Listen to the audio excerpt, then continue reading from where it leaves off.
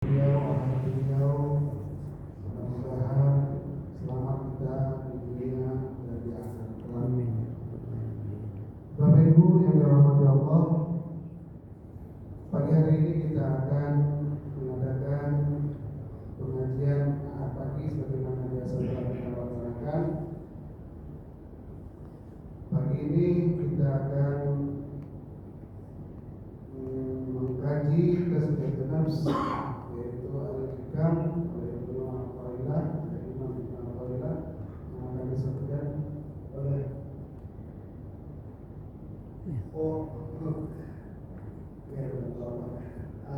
jadi kemarin kami ada diskusi sama Ustaz. Ustaz akan membawakan materi faraid. Tapi itu diskusi kemarin mestinya di pekan kelima. Pekan kelima kemarin itu kan kita majukan pekan pertama ke pekan kelima. Sehingga pekan kelima sehingga pekan pertama jadi maulid gitu. Karena kita sudah menyiapkan materi yang pekan kelima kemarin yang tidak jadi disampaikan, sudah disampaikan pagi ini, itu Ustaz ya. Jadi materi pagi ini yaitu tentang materi faraid ya. Berarti kajian al-hikam kita mungkin di pending dulu sampai nanti habis materi faraid Ustaz ya. Jadi beberapa materi kita nanti akan habis dulu materi faraid ini, lalu kita sambung lagi materi tasbih nafs dari kitab al-hikam oleh Imam Al-Farilah. Baiklah Bapak Ibu yang dirahmati Allah, mari langsung saja kita mulai kajian kita ini. Kita sama-sama kita baca basmalah. Tidak memperpanjang lama lagi, langsung saja kita silakan kita untuk membaca materi faraid kita pada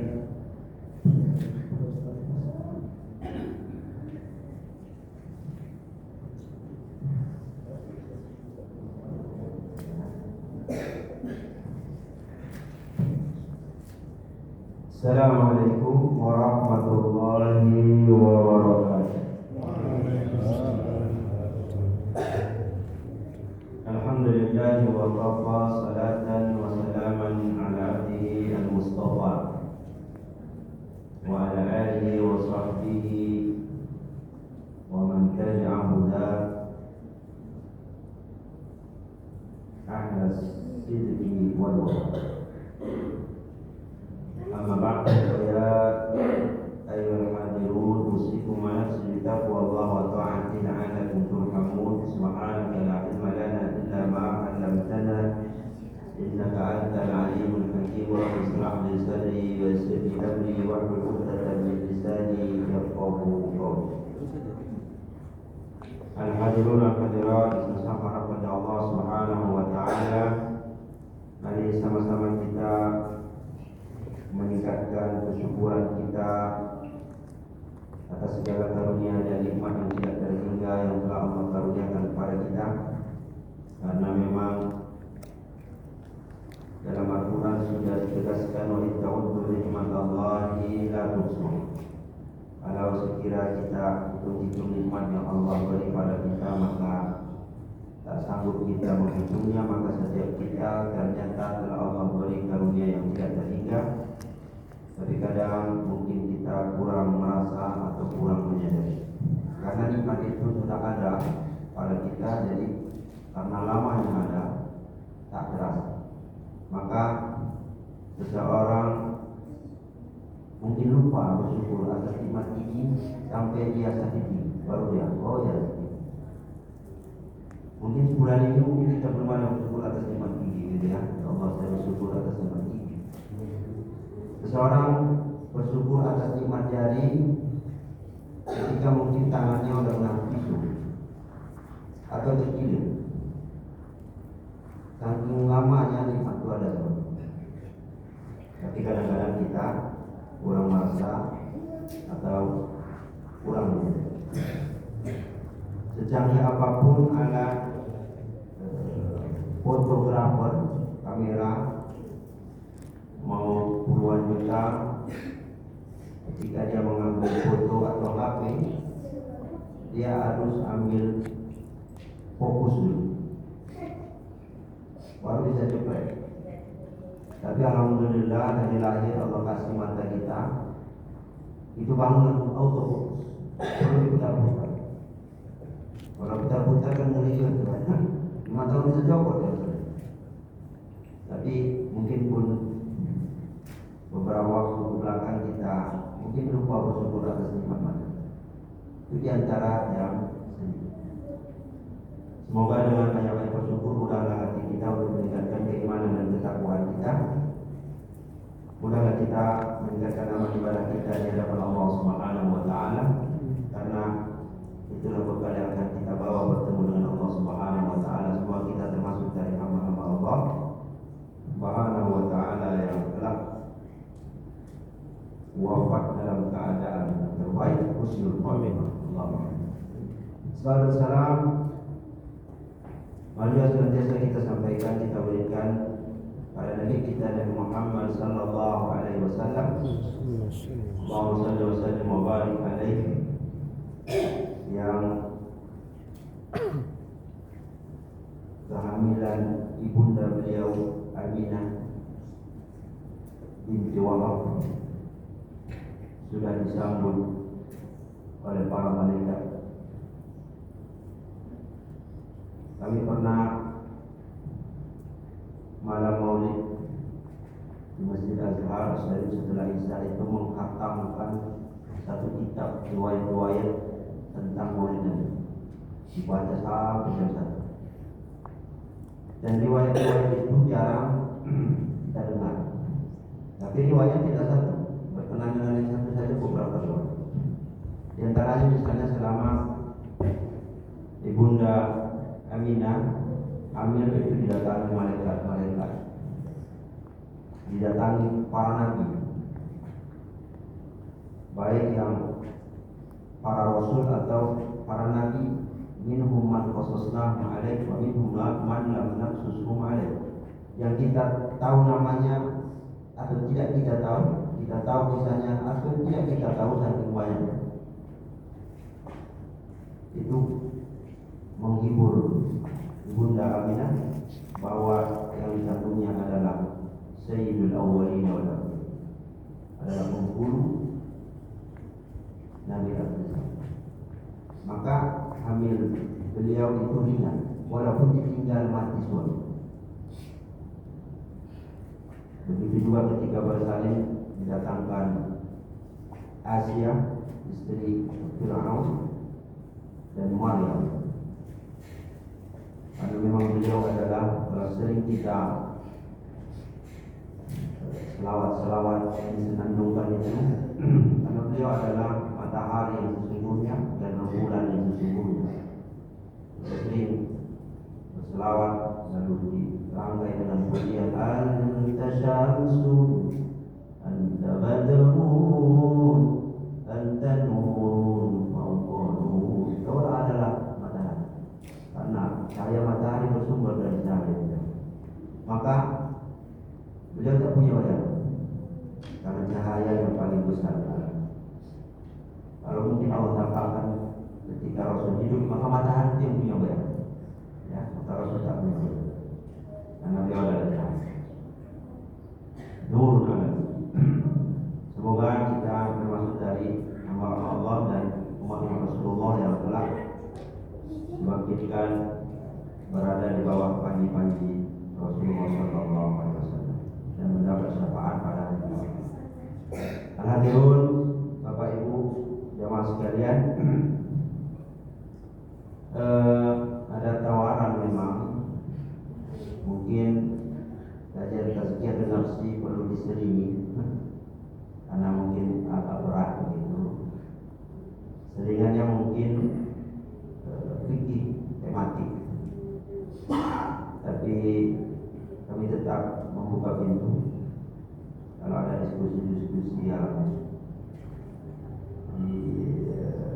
ditawarkan oleh Bapak Ibu PKM juga. Pada pagi hari ini kita membahas tentang ilmu faraq. Dahulu yang mendapat zaman jahiliyah, yang mendapat warisan itu yang dianggap kuat, bisa berperang. Maka wanita, anak-anak tidak dapat warisan, bahkan diwarisi. Ya. Jadi kalau meninggal abangnya, istrinya jatuh ke adik, diwarisi. Jadi tak usah kita pakai teori-teori emansipasi wanita, ya, feminisme dan lain sebagainya. Itu orang-orang yang merasa bahwa perempuan itu terdiskreditkan. Tapi Islam tak begitu. Islam sudah mengangkat derajat wanita, maka tak perlu lagi teori-teori lagi. Maka karena anak-anak tak mampu bawa pedang, karena perempuan tak ikut berperang, maka mereka tak mewarisi. Singkatnya bahwa ada ketidakadilan pada peraturan-peraturan zaman pra-Islam. Maka Islam datang membawa rahmatan lil alamin, dan Nabi juga termasuk rahmatan lil alamin, bukan hanya untuk manusia tapi untuk alam. Maka tak heran banyak riwayat yang hewan itu mengadu sama Nabi. Ya, ada onta ngadu karena dipekerjakan terlalu berat, ya, makan kurang. Ada burung yang mengadu karena anaknya diambil, macam-macam. Nah, di dalam Islam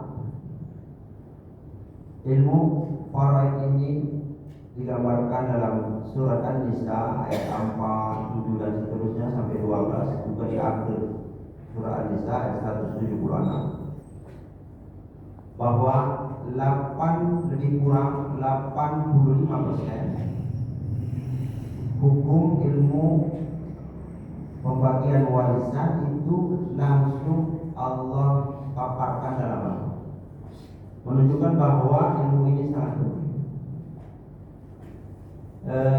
Hanya lebih kurang 15% yang itu diberikan kepada Nabi, dan mungkin di dalam Al-Quran hukum yang sangat detail itu ya ilmu faraid ini. Ilmu yang lain tidak detail. Sholat saja tidak detail dalam waqimus shalah wa atuz zakat. Begitu saja. Ya. Sholat saja, kerjakan sholat, tunaikan zakat. Cuma caranya Nabi jelas. Tapi pembagian warisan ini tak Allah beri. Khawatir ada buruk sangka, ada pindah-pindah. Maka 85% sudah tertera di dalam Al-Quran. Nah, kenapa kita harus mengetahui? Yang pertama, di dalam riwayat Imam Ibnu Majah dari sahabat mulia Abu Hurairah, Rasulullah sallallahu alaihi wasallam bersabda, "Ta'allamu al-fara'idha wa 'allimuha an-nas." Ajarilah ilmu faraid, belajarlah kamu ilmu faraid dan ajarilah ilmu itu pada orang. Jadi yang pertama, perintah agama. Sama seperti sholat, sama seperti puasa, mempelajari ilmu faraid adalah perintah agama. Hukum mempelajarinya fardu kifayah, tapi hukum mengamalkannya setiap yang wafat fardu ain. Jadi yang wajib mesti. Jadi hukum mempelajarinya fardu kifayah. Mesti ada di antara umat ini yang mempelajari ilmu faraid. Kalau tak, berdosa kita semua. Tapi pelaksanaannya wajib, tidak bisa tidak.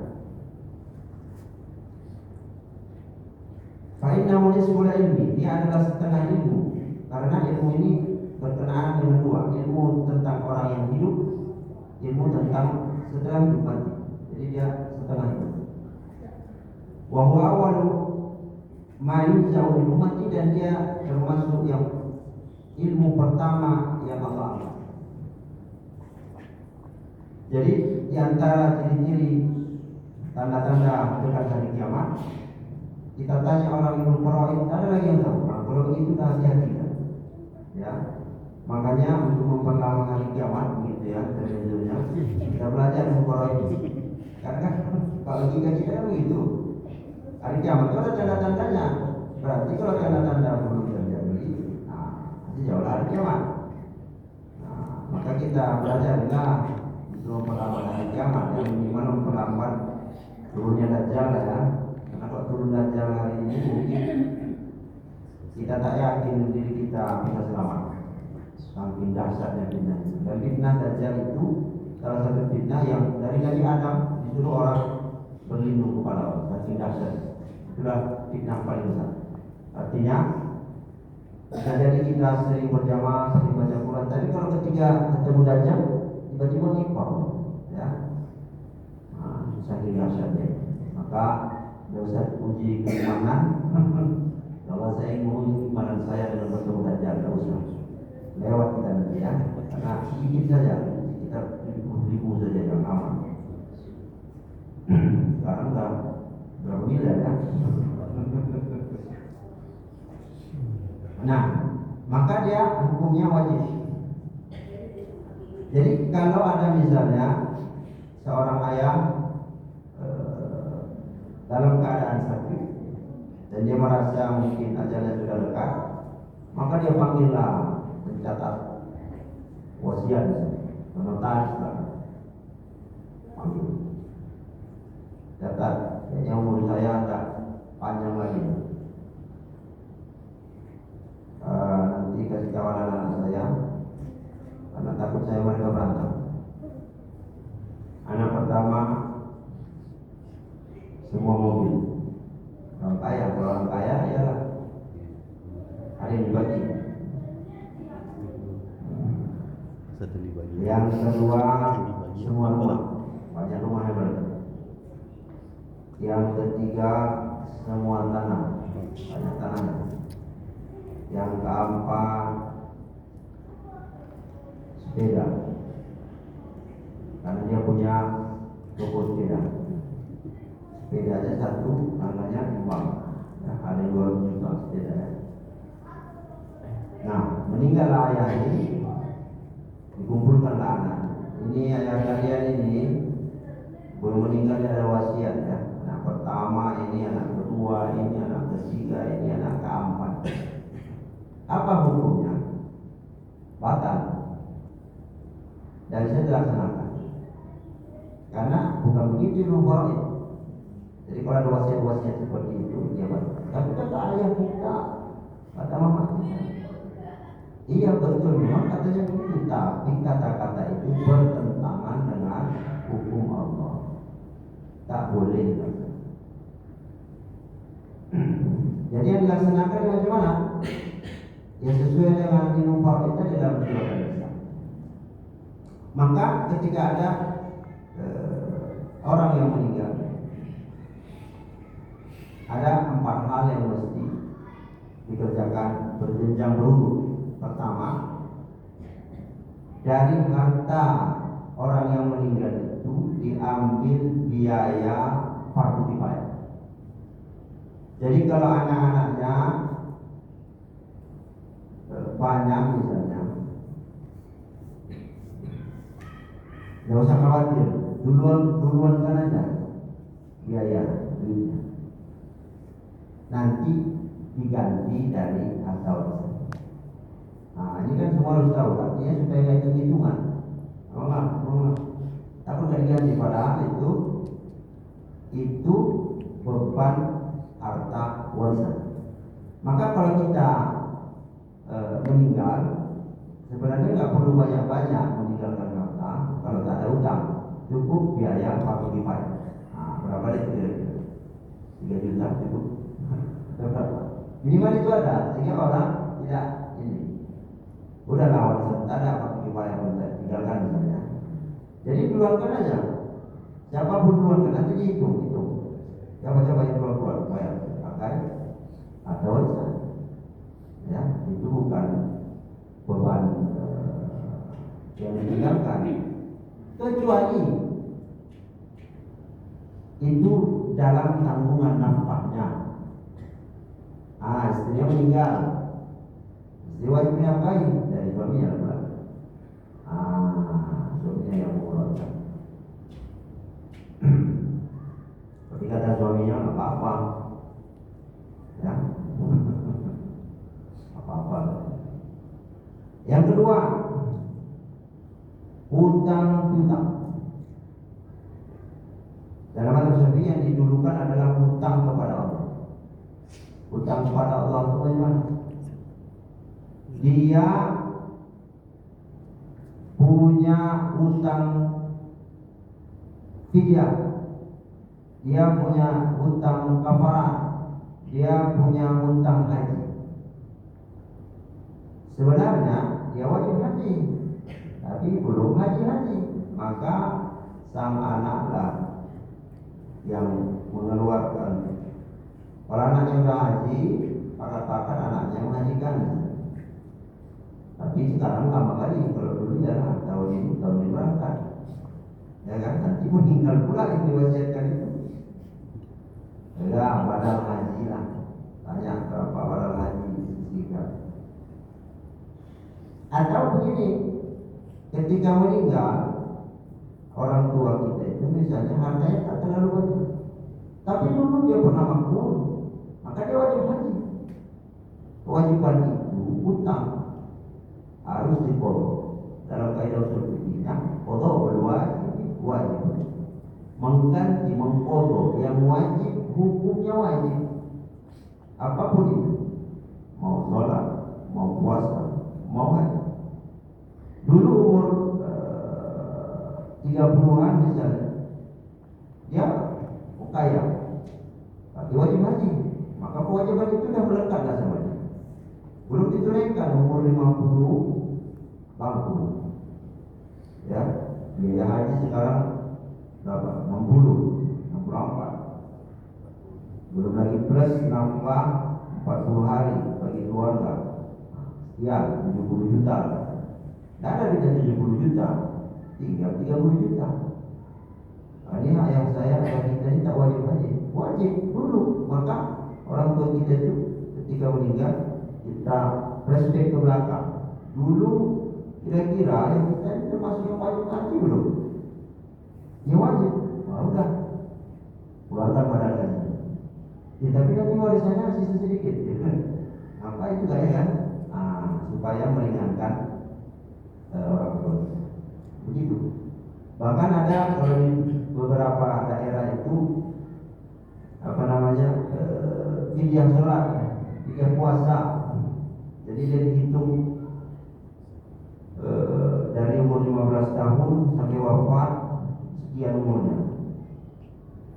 Orang tua kita ini rajin sholat, diambillah sepertiga hidupnya, kira-kira fidyah sholatnya kurang sah, tidak sah ya.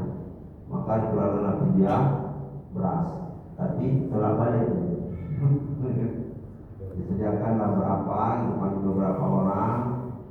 Ini fidyah sholatnya 1 bulan ini berapa sholat, saya serahkan fidyah ini jadi masalah ini.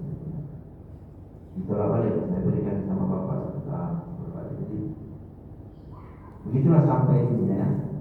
Artinya ya kalau seperti itu kan banyak kan ibu berapa biayanya. Jadi dibuatlah seperti itu sampai. Jadi sudah dikasih, diberikan balik sama yang dikasih. Antisipasi sebagian daerah sampai begitu. Baru hutang terhadap sesama. Jadi hutang terhadap Allah dulu. Baru wasiat. Wasiat ini yang bukan berkenaan dengan pewaris. La wasiat dari warisin, pewaris itu tak boleh dapat wasiat. Contoh misalnya ketika bagi warisan ada wasiat. Kata ayah kita dulu, sama abang ibunya kebunnya misalnya, Tak semua orang terima. Yuk, itu kata ayah. Iya, saya saksikan tadi bilang sama abang sama saya jadi tahu. Oh, kukira yang kita itu adil kali. Ya, sama saya kan juga apa ya udah, ya kan? Menghindari. Jadi Islam itu sampai ke sana ya, melihat supaya tidak terjadi yang wasiat kepada fakir miskin. Yang penting bukan kepada pewaris, maksimal sepertiga harta. Kalau hartanya 1 M, wasiat yang ini untuk fakir miskin, masjid macam-macam, sampai 500 juta diturunkan otomatis dia ke sepertiga saja, berarti sekitar 333 juta yang dikeluarkan. Tak sampai 5 juta, langsung dipotong sampai sepertiga saja. Nah, kapan dilakukan penentuan siapa-siapa yang mendapat warisan? Jadi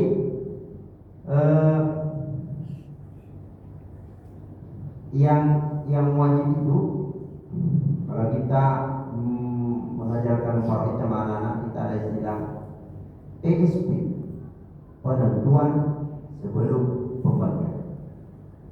Yang wajib itu penentuan, pembagian teknis bisa berubah di lapangan.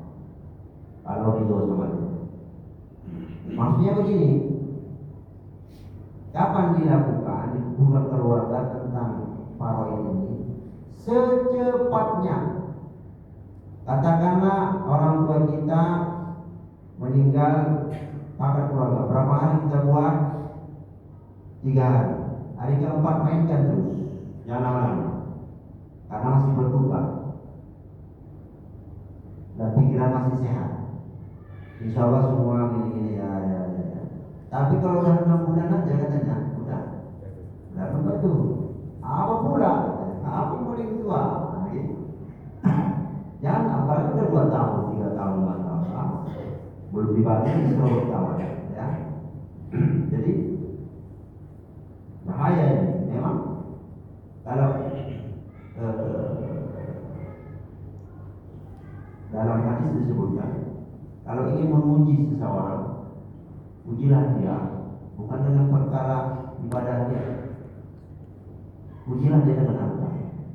Salah satu cara mengetahui orang itu betul tak dia sesuai dengan ini, ujilah dia dengan harta.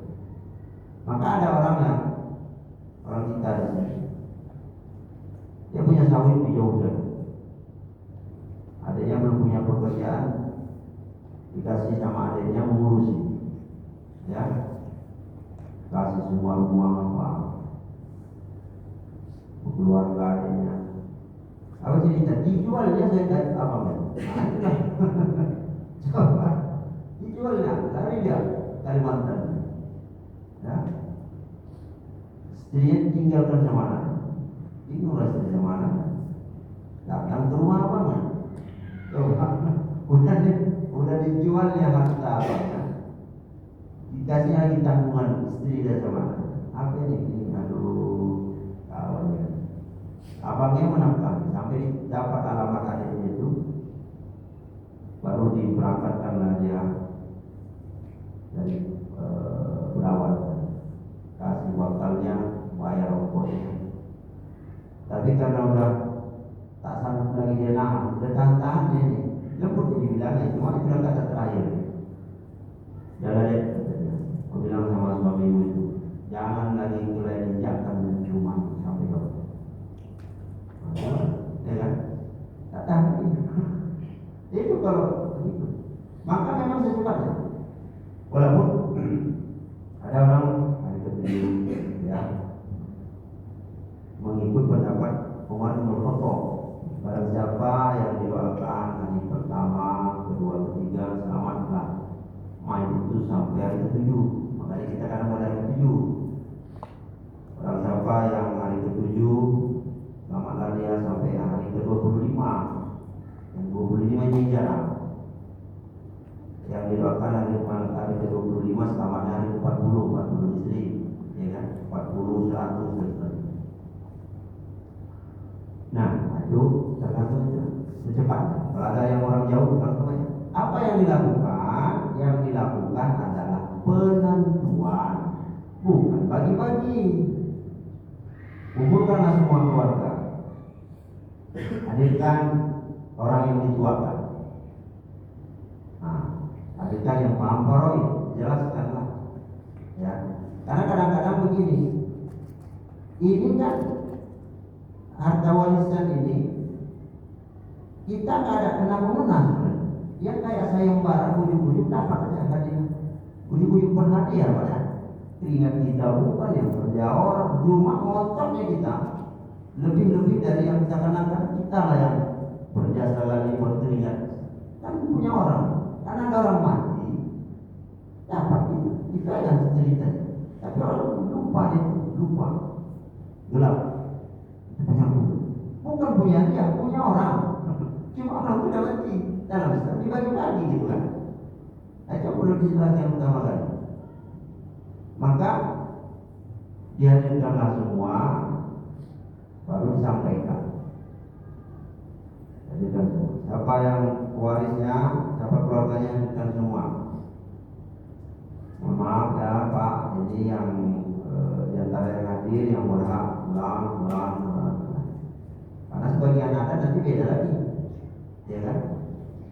Kayak paman misalnya, ya memang dia jadulnya setara ayah, tapi dia termasuk paling lemah. Dapat, ya, karena ada anaknya, ada saudara laki-lakinya, atau anak saudara laki-laki. Cuma itu tadi, ada apa masih? Kuatnya, aku kuat, bapak kalian ini paling tua ini, aku paling banyak. Enggak tahu. Nah, oleh sebab itu kumpulkan, ditentukan sebulan dapat sekian. Inilah yang berhak dapat warisan. Semuanya. Sudah, jadilah dokumen keluarga. Tanda tangan semua, tanda tangan saksi siapa ya? Nah, simpan. Udah.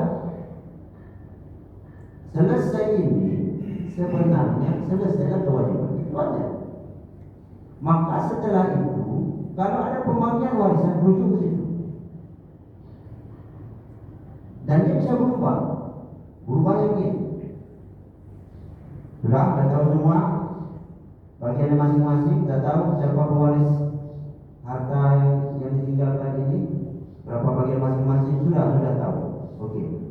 Ada yang ingin berbicara, nah sampai situ lepaslah kewajiban. Ada yang berbicara, nah tunjuk tanganlah abang yang ini. Ya kita ini 7 bersaudara, alhamdulillah saya baru bagus ekonomi. Tapi ada kita yang perempuan yang nomor 7, ada kurang. Perempuan kan 2/1, ya kan? Ini aja lah. Ini saran abang aja ini kan. Kalau yang lain terima, kan kita bagi rata aja lah. Ada yang mau itu kan, bagi rata. 7 bagi rata, selesai. Tapi yang tadi penentuan secara ilmu faraid wajib dilakukan agar duduk dulu. Jadi begini, harta warisan ini ada harta yang ketika dikasih kita bisa nolak.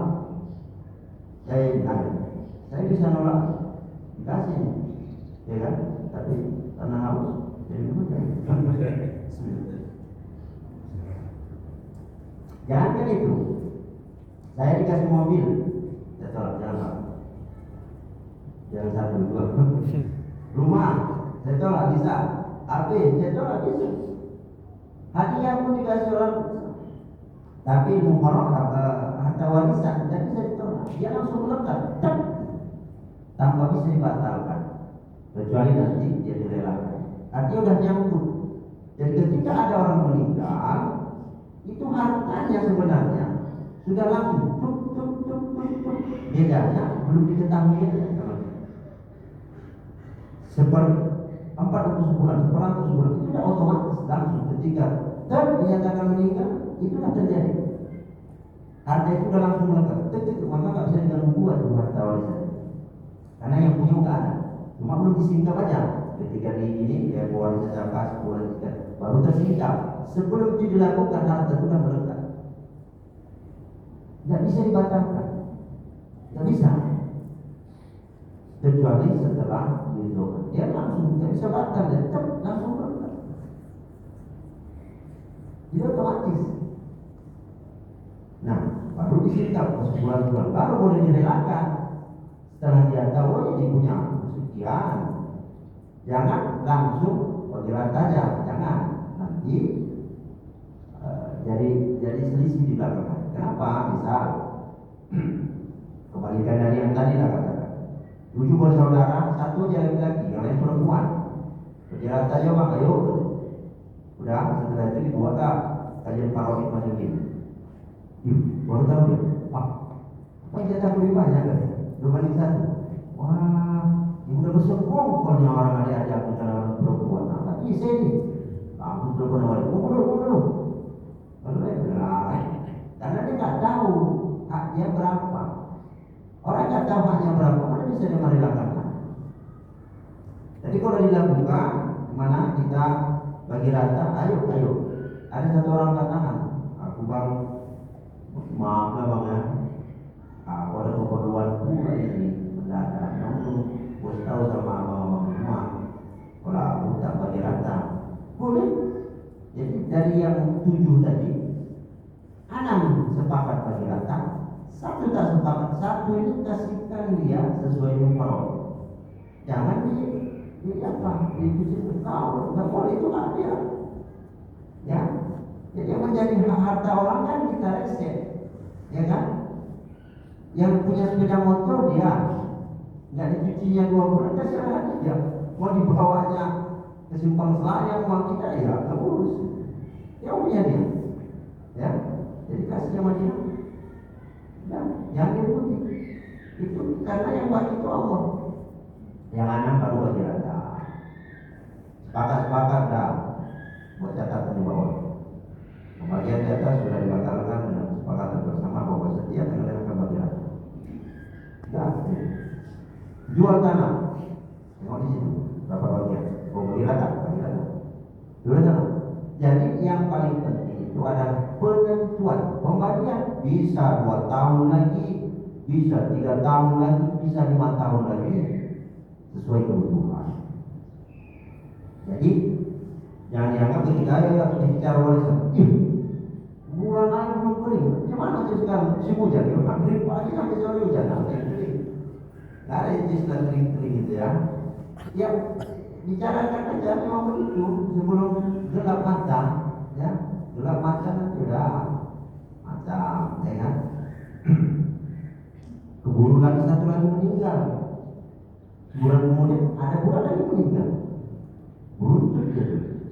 Maka dalam ilmu faraid, kalau ada kecelakaan, misalnya satu keluarga ada 5 orang dalam mobil, kecelakaan, terus maka dalam ilmu faraid itu dicek mana yang meninggal duluan. Dari yang 5 kalau seorang meninggal semua, dikawal semua, tak bisa. Yang mati itu mendapat. Kalau ketahuan, kalau bisa dicek dulu. Oh, yang meninggal pertama itu si A, maka 4 orang yang meninggal setelahnya termasuk pewaris. Ketika pembagian dapat walaupun orang mati. Karena syaratnya ada kematian dan ada orang yang ditinggalkan. Walaupun sebentar, semenit setelah itu dia meninggal, ini tetap pewaris. Karena dengan dia meninggal tadi, langsung melekatlah harta. Lalu cek yang kedua si B, maka 3 pewaris si B, termasuk pewaris si A. Begitu, kalau bisa diurut. Kalau nggak bisa ya beda cerita. Jadi sampai seperti itu. meninggal semenit kemudian yang belakangan itu pewaris yang meninggal dahulu dibagi karena dia punya pewaris khusus. Jadi si A ada pewarisnya, si B ada pewaris. Jadi tidak bisa langsung dibuat. Nah, alhamdulillah hadirin bersama rahmat Allah Subhanahu wa taala. Oleh sebab itu dalam pembagian warisan ini tidak bisa dengan tadi dengan yang lain-lain kecuali tadi supaya menggunakan bulan sekali yang PSP penentuan sebelum pembagi ditentukan dulu. Sudah selesai, sudah selesai. Itu kapan? Secepat. Apalagi ada keluarga jauh sebelum dia pulang, selesaikan. Hadirkan keluarga-keluarga ini bukan membagi-bagi, bukan, tapi menjalankan perintah Allah. Kita lanjut apa? Nah, walaupun nanti ada hal-hal yang menghalangi seseorang dalam warisan, ya, yang jelas jalur pewaris kuasa ada 3. Pertama nasab, ya, keluarga bapak tulis kita tulis. Yang kedua pernikahan. Yang ketiga wala. Wala itu karena ada orang memerdekakan hamba sahaya tapi sekarang tak ada. Jadi kalau ada hamba sahaya, saya memerdekakan dia, lalu dia jadi orang kaya, tapi tidak punya keluarga, belum menikah, maka saya boleh. Tapi sekarang tak ada. Yang ada tinggal 2, jalur nasab dan jalur pernikahan. Ini sebagai mukadimah awal. Kita buka tanya jawab. Kalau tidak ada kita padakan. Terus selanjutnya kami akan menunggu informasi apa dilanjutkan atau tidak. Assalamualaikum warahmatullahi wabarakatuh. Tadi wasiat itu ada tapi tidak dilaksanakan setelah meninggal. Lalu bagaimana kalau lagi hidup itu dibagi-bagi kepada pewaris anak tanpa akte waris dibagi-bagi tidak lagi yang waris habis tapi itu tidak rata suka-suka si orang tua. Satu lagi istri kan dapat juga warisan. Kalau istrinya lebih dari satu, sama dua bagian. Istri yang muda yang tua.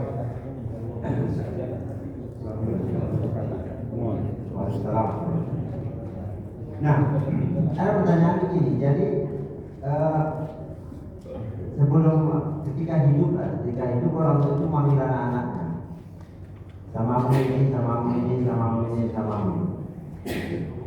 Apa hukumnya? Tergantung niatnya. Jadi begini, kalau dikatakan orang tua begini, nanti kalau saya meninggal, rumah untuk ini, tanah untuk ini, untuk ini. Nanti kalau saya meninggal, berarti pelaksanaannya setelah meninggal. Jadi wasiat tak sah rupanya. Yang sah adalah langsung dihibahkan jadi hak kepemilikan saat itu. Itu baru sah. Jadi antisipasi orang tuanya mungkin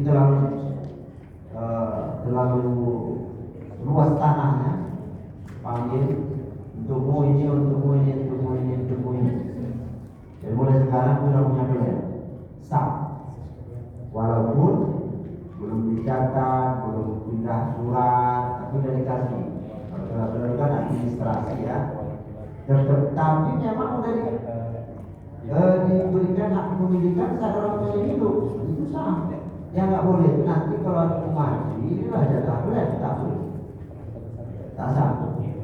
Yang sah aku dihibahkan ketika orang tua masih hidup, maka orang tua itu menyisakan sendiri untuk diri dia. Katanya ada sebagian begini, ya udah aku sama kebunnya sama tanahnya jalan, bukan kamu tak banyak lagi. Sah. Tapi yang tak sah kalau nanti kalau aku mati, itu kan wasiat lagi. Tak berlaku, maka dihibahkan satu. Itu tergantung pada orang tuanya. Boleh. Misalnya dalam jadi semasa hidup anak itu sudah ada masing-masing diberi. Ya, selain mengurangi juga harta dia, yang ini dibuatkan rumah. Kita tengok yang keperluannya. Yang ini butuh rumah, dikeluarkan sama dia. Yang sana punya rumah, kemudaraan, dikeluarkan sama dia. Yang sana sedikit. Jadi semasa hidup dia sedikit sudah diinikannya, transfer sama dia kan. Di sisi kanan untuk dia istrinya masa tuanya ada sebagian itu. Itu boleh. Nggak boleh itu tadi tergantung kalau aku mati, kita bisa. Kemudian kalau istrinya lebih dari satu, istri kalau si mayit punya anak dari suaminya, maka istri 1/8. Kalau tak punya anak 1/4. Kalau istrinya 4, 1/4 bagi 4.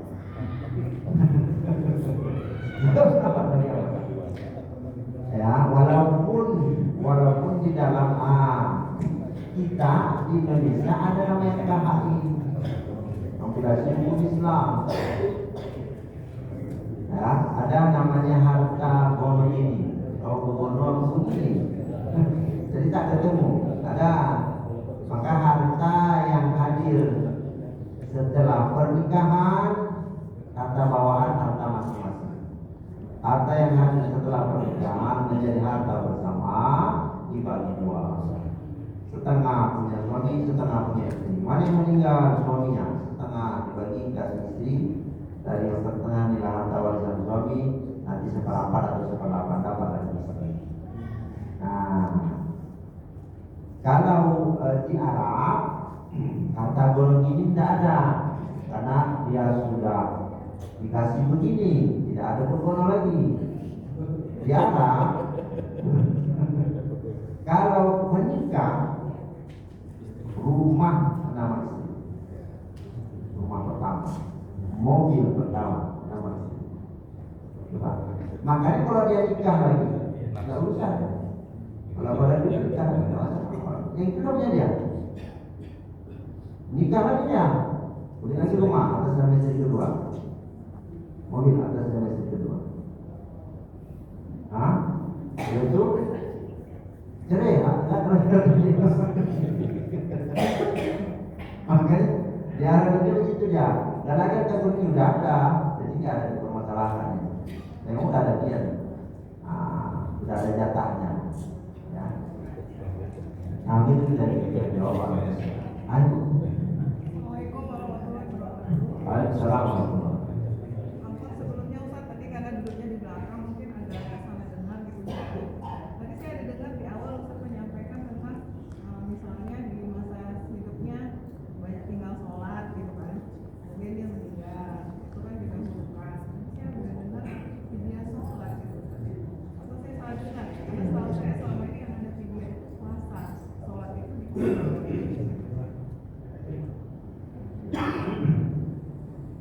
Bismillahirrahmanirrahim.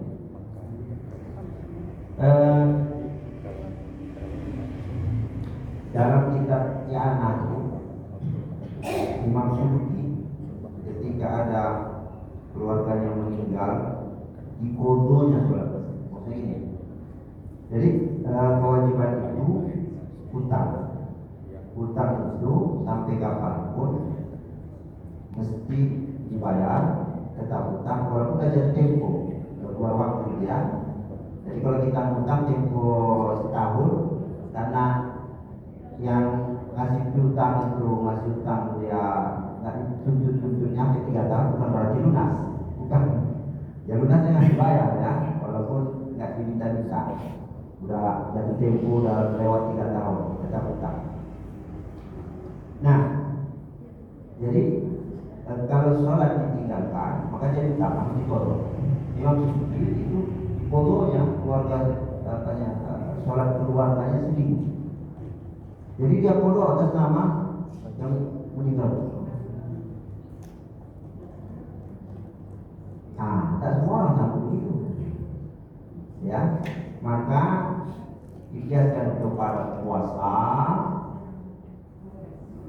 adalah yang dinamakan dengan ibadah sholat. Maka diperkirakanlah antisipasi. Di bagian tempat sebenarnya bukan hitungan real, antisipasi dan sudah tradisi, ya. Maka dibayarkanlah fidyah sholatnya per sholat. Berarti 1 hari 5 dikali lah dia. Ya kira-kira berapa kalau kita ambil satu keluarga itulah. Maka diberikan laporan, ditolaklah kepada yang membutuhkan.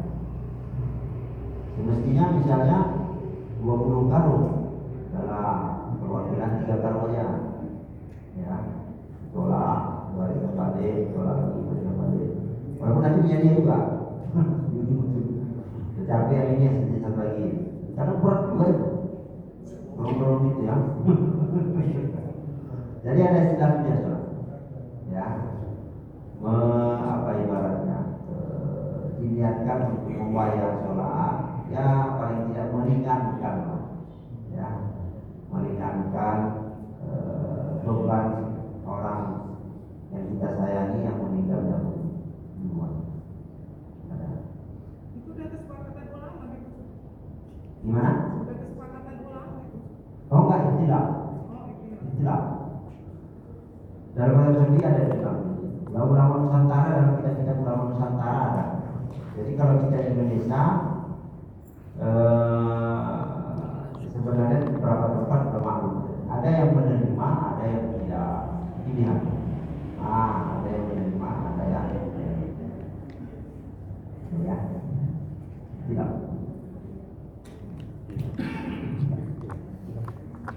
Ada pertanyaan lagi kira-kira? Ada seorang ibu mempunyai simpanan emas. Jadi dia berpesan kepada anak-anaknya, emas ini nanti kalau mama sudah meninggal, tolong diinfakkan ke masjid. Jadi ketika mama meninggal, apakah itu termasuk warisan? Baguskan pesan si ibu ini. Ada orang tua kita punya harta simpanan, diantaranya mungkin emas. Lebih dari sepertiga. Lalu dia berpesan, Sepertiga nah, aja ada. kalau saya meninggal ini diinfakkanlah, bisa hilang. Pas sudah lupakan aja. Miskin atau lain sebagainya. Pas sudah kan lupakan. Apa hukumnya? Maka hukumnya wasiat. Dan apakah dikeluarkan? Dilihat. Apakah simpanan itu melebihi sepertiga harta atau tidak? Kalau tidak, digabung dengan wasiat yang lain dan mungkin wasiatnya juga nggak satu, iya kan? Rupanya sama anaknya ini emas ini, sama di sana tanah ini, rupanya semua udah diwasiatkan, ya? Itu hitung, ya? Dikonversi lah misalnya ini berapa nominalnya? Itu salah satu apa namanya? Kenapa mesti di awal penentuan tadi supaya semua keluarga tahu apa yang ditinggalkan. Terbuka semua di situ, tidak ada yang disembunyikan. Oh di sana. Oh minimal tahu. Oh ya.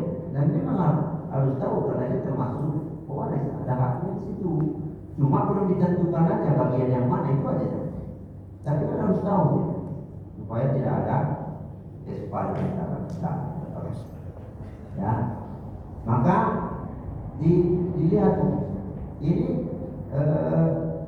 lewat sepertiga. Yang pertama dewas ya harus keluarkan, tapi tidak boleh lebih dari sepertiga. Kalau dia boleh sepertiga, potong sepertiganya keluarkan.